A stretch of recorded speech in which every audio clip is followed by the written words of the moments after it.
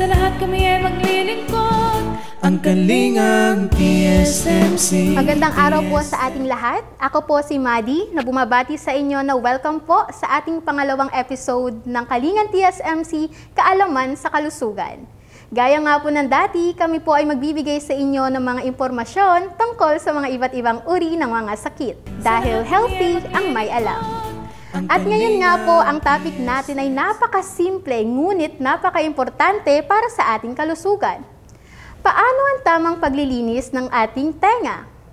At dahil po dyan, ang ating resource speaker isang dalubhasa sa mga sakit sa tenga, ilong, lalamunan at leeg. Ang ating ENT, Head and Neck Surgery Specialist, Dr. Gian.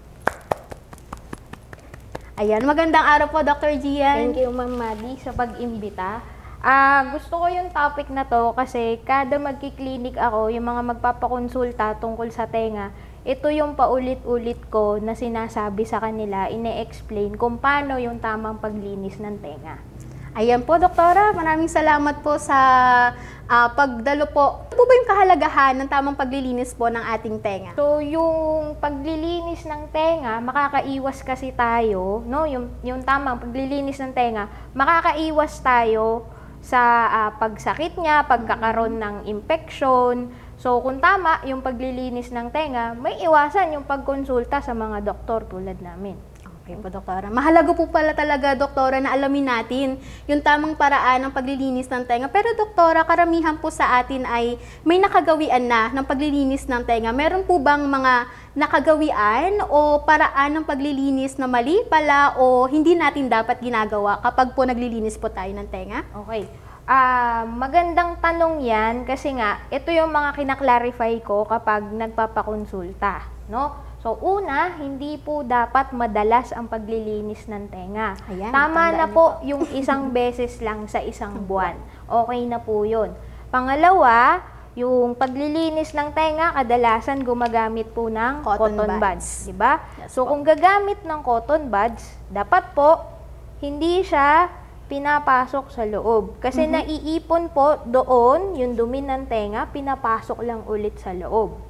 Okay? O kung maglilinis po, ito yung cotton buds. Kung gaano po kalaki yung bulak ng cotton buds, yun lang po yung ipapasok natin. Dito lang sa bungad. Okay? Ganun po. Tapos, pangatlo, hindi po dapat tanggalin yung tutuli o earwax. No? Nagsisilbi po yun na protection sa ating tenga. Meron yung antibiotic properties na kapag nasimot natin, natanggal natin lahat ng earwax o tutuli, mas prone tayo sa infection. Dun sasakit yung tenga. Napakasimple lang pala talaga ng tamang paraan ng paglilinis ng tenga, Doktora. So, mula ngayon ay ganyan na rin po ang gagawin ko, Dok. Maraming salamat po. So, Doktora, ano po ba yung mga sintomas o sinyales na kailangan na natin magpatingin sa isang ENT specialist or ENT doctor? Yun. Kung meron po kayong mararamdaman na pagsakit sa tenga, pagkabawas ng pandinig, meron na pong lumalabas na luga, no? Yung mabaho na ear discharge, tapos meron na din pong lagnat. Okay po, ayan po. Sa mga manunood po natin, kung may nararamdaman na po kayo na katulad po sa mga nabanggit ni Dr. Gian, pumunta na po kayo agad sa Tansa Specialist Medical Center para magpa-check up agad kay Doktora. At sa iba po naming mga ENT doctors. Dahil lahat po kayo ay welcome dito sa TSMC or Kalingang TSMC. So, Doktora, meron pa po ba kayong karagdagang impormasyon or healthy tips po para po sa ating mga manonood? Okay. Lahat po tayo, no, pag tumatanda, nababawasan po talaga yung ating pandinig, Yes, nabibingi. No? Ang tawag po doon ay presbycusis.